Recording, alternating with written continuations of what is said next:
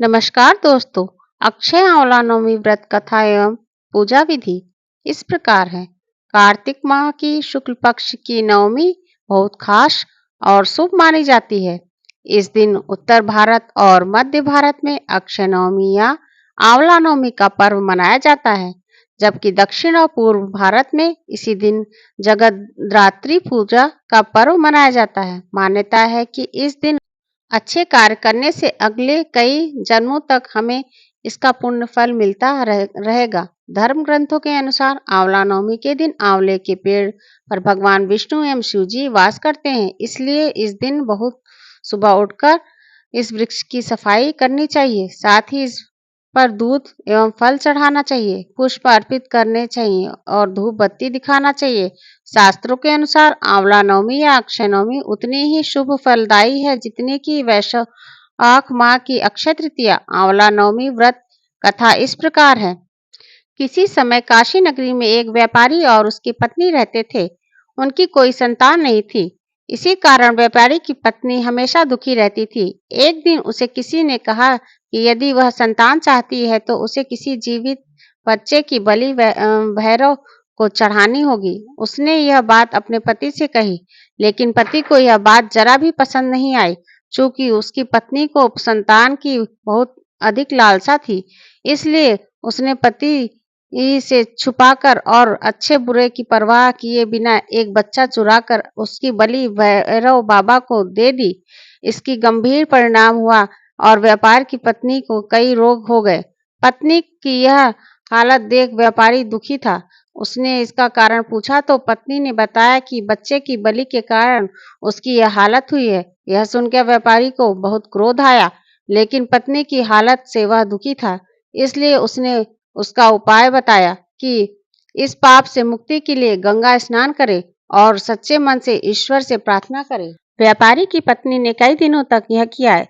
इससे प्रसन्न होकर गंगा माता ने एक बूढ़ी औरत के रूप में व्यापारी के पत्नी को दर्शन दिए और कहा कि उसके शरीर के सारे रोग दूर हो जाएंगे यदि यह कार्तिक मास की शुक्ल पक्ष की नवमी के दिन वृंदावन में व्रत रखकर आंवले के वृक्ष की पूजा करे। व्यापारी की पत्नी ने बड़े विधि विधान से आंवले नवमी का व्रत पूजन किया।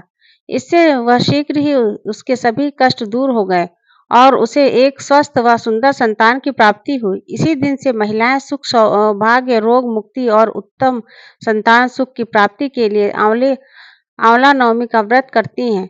आंवला नवमी से संबंधित एक अन्य कथा इस प्रकार है। एक राजा था, उसका प्रण था वह रोज 1.25 मन आंवले दान करके ही खाना खाता था।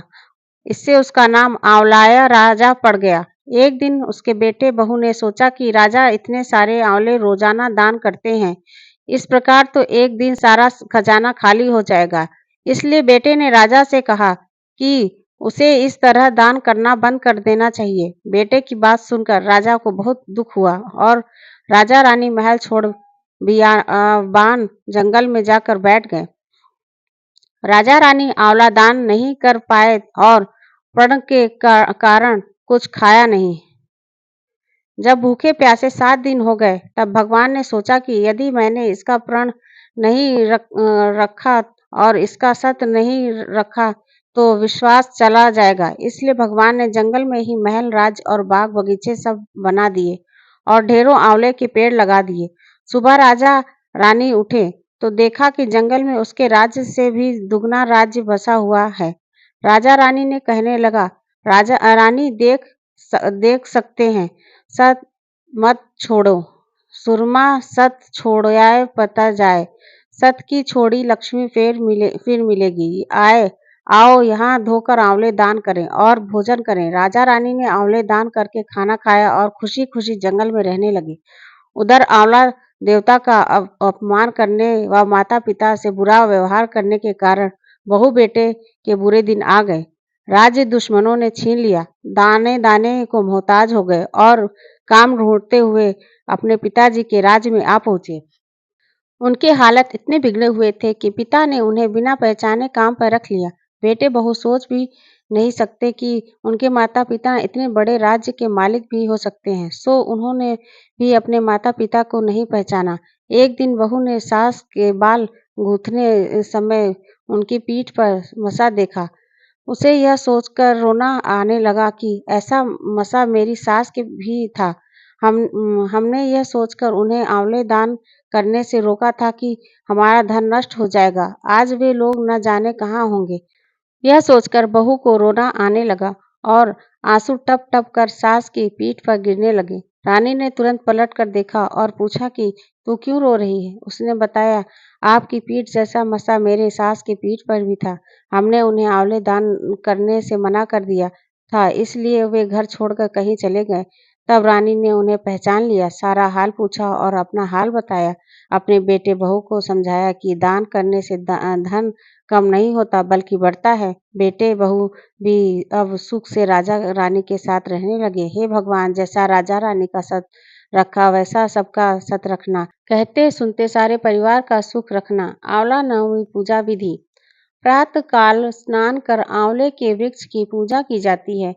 पूजा करने के लिए आंवले के वृक्ष की पूर्व दिशा की ओर उन्मुख होकर षोडशोपचार पूजन करें। दाहिने हाथ में जल, चावल, पुष्प आदि लेकर व्रत का संकल्प करें।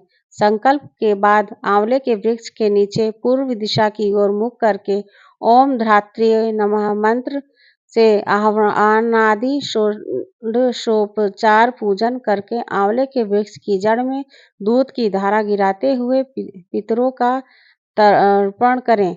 फिर कपूर या घृत पूर्ण दीपक से आंवले के वृक्ष की आरती करें।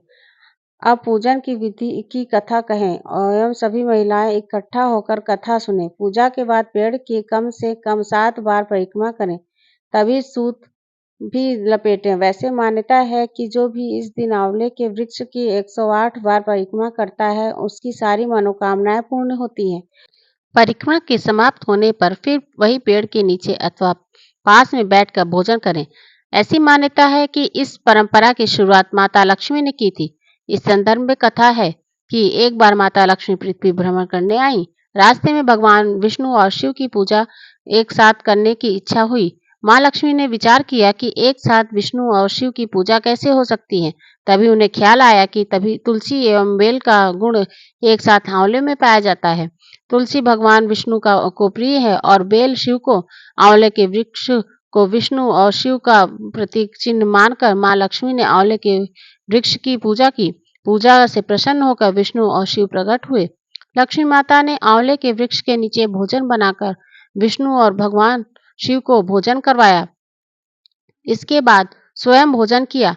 जिस दिन यह घटना हुई थी उस दिन कार्तिक शुक्ल नवमी तिथि थी। इसी समय से यह परंपरा चली आ रही है। इस दिन किसी गरीब अथवा ब्राह्मण महिला को श्रृंगार का सामान एवं साड़ी ब्लाउज दान करें एवं दक्षिणा दें। इस दिन अपने सामर्थ्य के अनुसार गरीबों को अनाज का भी दान करें। आंवला नवमी का महत्व। मान्यता है कि जो व्यक्ति आंवला नवमी या अक्षय नवमी का व्रत रखता है अथवा पूजा करता है, उसे असीम शांति मिलती है, उसका मन पवित्र होता है और वह जन्म मरण के बंधन से मुक्त हो जाता है। इसलिए उसे बार बार जन्म लेने की आवश्यकता नहीं होती। वह अपने लक्ष्य को भली भांति समझता है। जो महिलाएं आंवला नवमी की पूजा करती हैं, उन्हें उत्तम संतान की प्राप्ति होती है। वह दीर्घायु होता है और समाज में प्रतिष्ठा प्राप्ति करता है। वह अपने वंश का नाम को रोशन करने वाला होता है। इसके अतिरिक्त इस पूजा से घर का वंश भी बढ़ता है। कहते हैं आंवला नवमी की पूजा से पति पत्नी के बीच रिश्ता बहुत ही मधुर होता है। दोनों के बीच आपसी तालमेल बहुत अच्छा रहता है।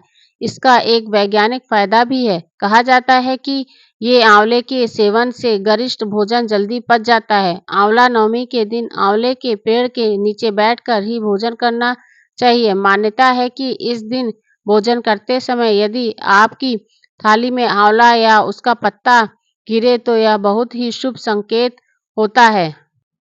माना जाता है कि इससे आप वर्ष भर स्वस्थ रहेंगे। अक्षय नवमी को कार्तिक शुक्ल नवमी भी कहते हैं। इसी दिन द्वापर युग का भी एक आरंभ हुआ था। इसके अतिरिक्त इस दिन भगवान विष्णु के कुष्मांडक नामक असुर का वध किया था। तभी उसके रोम के कुष्मांडक नामक बेल उत्पन्न हुई थी।